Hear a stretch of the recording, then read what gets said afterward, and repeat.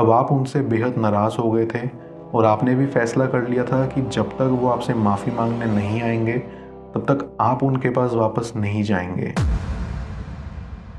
Viewer, आप अपने person को विजुलाइज करिए और मैं आपके और आपके पर्सन के लिए कार्ड स्प्रेड करता हूँ।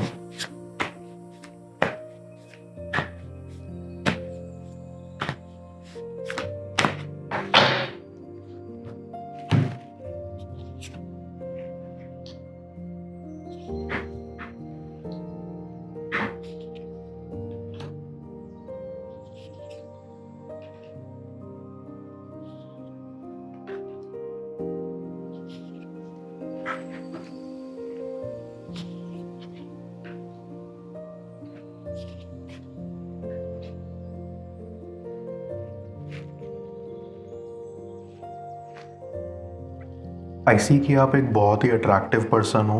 आपको शायद अंदाज़ा नहीं है, लेकिन आपके पीठ पीछे आप पर बहुत लोग मरते हैं। लेकिन आप बहुत इंट्रोवर्ट टाइप के इंसान थे। आपको इन सब चीज़ों में दिलचस्पी नहीं थी। आपको सिर्फ अपने करियर पर फोकस करना था और अपने सपने पूरे करने थे।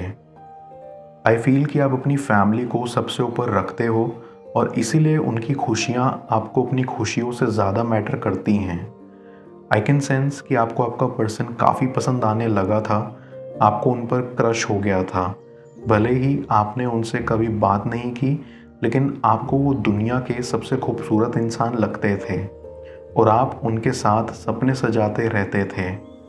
लेकिन आपका पर्सन आपको भाव नहीं देता था और ना ही वो आपकी तरफ देखते थे। ये सोचकर आपको काफ़ी बुरा लगता था और आप अपने ऊपर डाउट करने लगते थे कि आप में ऐसी क्या कमी रह गई जो वो आपको पसंद नहीं कर रहे या आप में कोई दिलचस्पी नहीं रखना चाहते।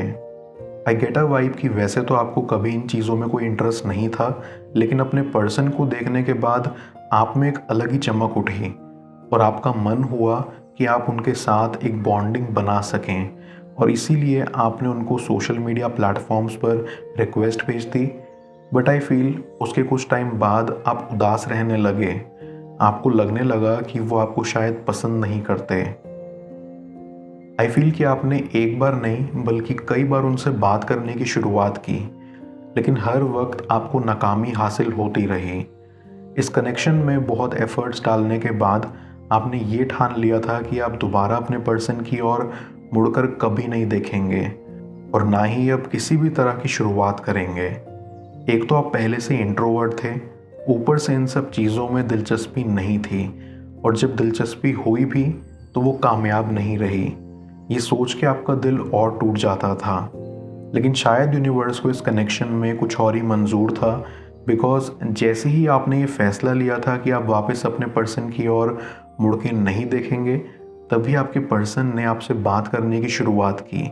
आपको काफ़ी अच्छा भी लगा और आपकी सारी नाराज़गी भी दूर चली गई। आप उनमें इतने मगन हो गए थे कि आपको अपनी वैल्यू नहीं पता चल रही थी। आप अपनी कदर खो रहे थे, लेकिन आपको इस चीज़ का एहसास नहीं हो रहा था। आपको तो बस इस चीज़ की खुशी थी कि आपके पर्सन ने आपसे बात करना शुरू कर दिया था। फिर धीरे धीरे आपकी बातें बढ़ती चली गई, फिर मुलाकात हुई और नज़दीकी बढ़ती गई। अब दोनों एक दूसरे के करीब होते चले गए। इस दौरान आपका पर्सन आपसे इसलिए नज़रें चुरा रहा था क्योंकि वो बहुत शर्मीले थे और उनको विश्वास नहीं हो रहा था कि कोई इतना खूबसूरत इंसान कैसे उनको अप्रोच कर सकता है। इसलिए वो डरते भी थे कि कहीं उनसे ही कुछ गलत ना हो जाए और वो आपसे दूर भागते थे। पर ऐसा बिल्कुल नहीं था कि वो आपको पसंद नहीं करते थे। वो आपको पसंद करते थे और आप उनके लिए दुनिया के सबसे खूबसूरत इंसान थे।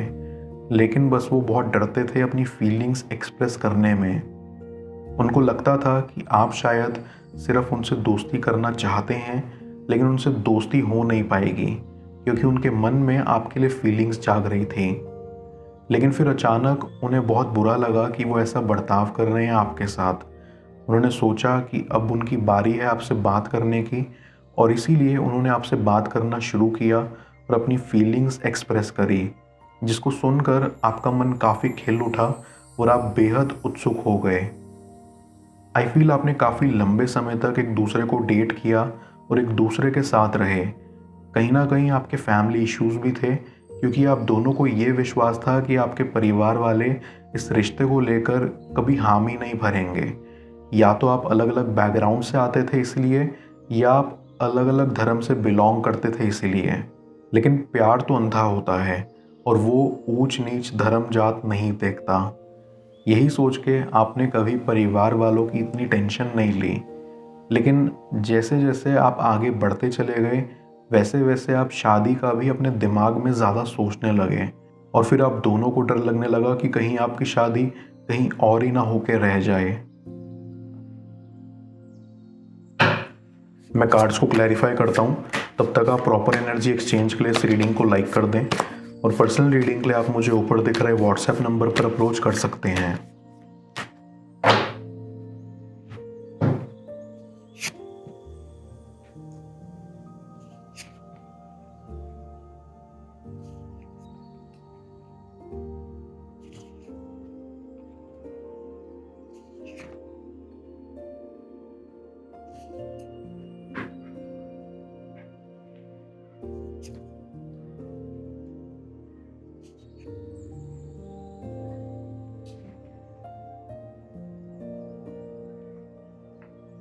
आईसी आपका पर्सन तो कुछ ज़्यादा ही डरता था।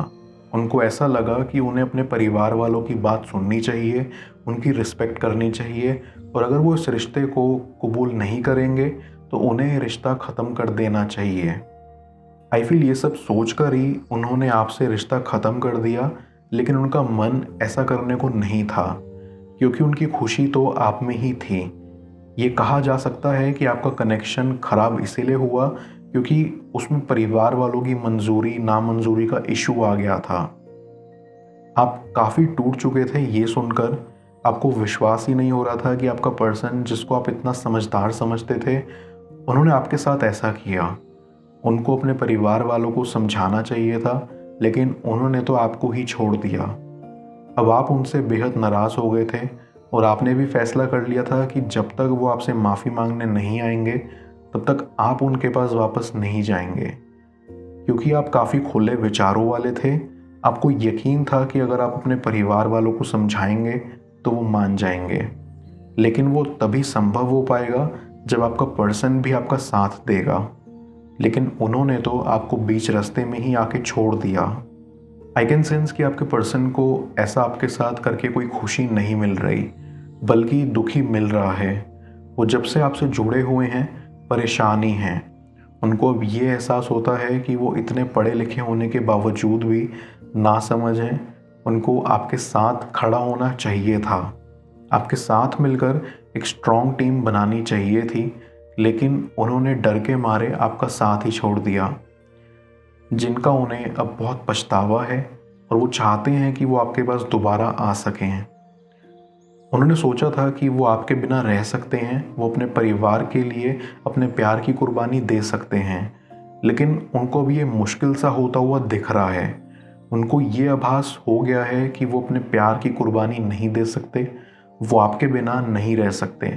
जीवन में जो सुख मिलता था उन्हें, वो सिर्फ आपके साथ रहने से मिलता था, और जब आप उनकी ज़िंदगी में नहीं हो तो उनको बहुत खालीपन और बेचैनी महसूस होती है। कहाँ उन्होंने आपके साथ शादी के सपने सजाए थे, लेकिन वो सब उन्होंने डर के खुद ही ख़त्म कर दिए।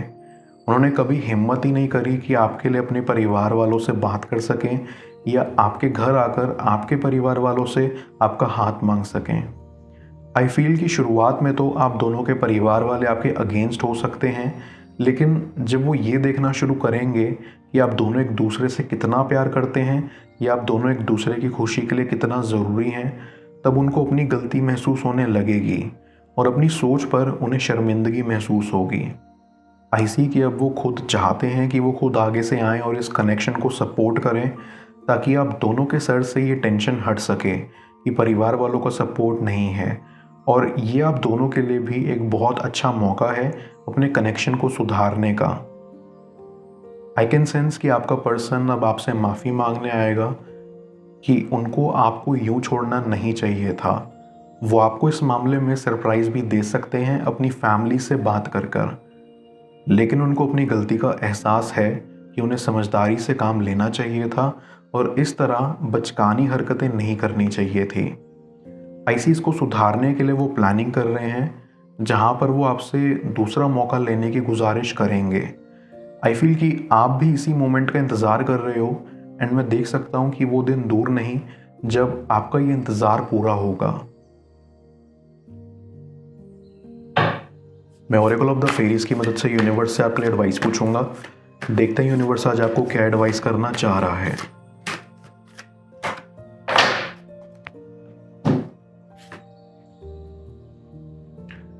इंस्पिरेशन, ये फेरी आपको रेडी रहने के लिए बोल रही है, क्योंकि आपको अपनी लाइफ के स्टेज पर यूनिवर्स से इंस्पिरेशन मिलने वाली है।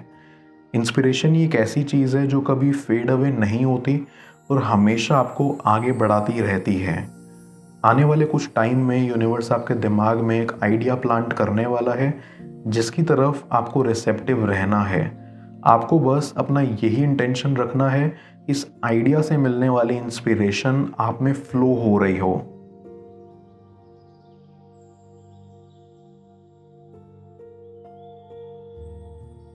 किस तरह उनके दिमाग पर आपके प्यार का भूत सवार होगा, जाने स्क्रीन पर शो हो रही इस अगली टैरो रीडिंग में। पेड पर्सनल रीडिंग के लिए आप मुझे ऊपर दिख रहे व्हाट्सएप नंबर पर अप्रोच कर सकते हैं। मैं मिलता हूँ आपसे दोबारा अगली टैरो रीडिंग में। Till then, bless you.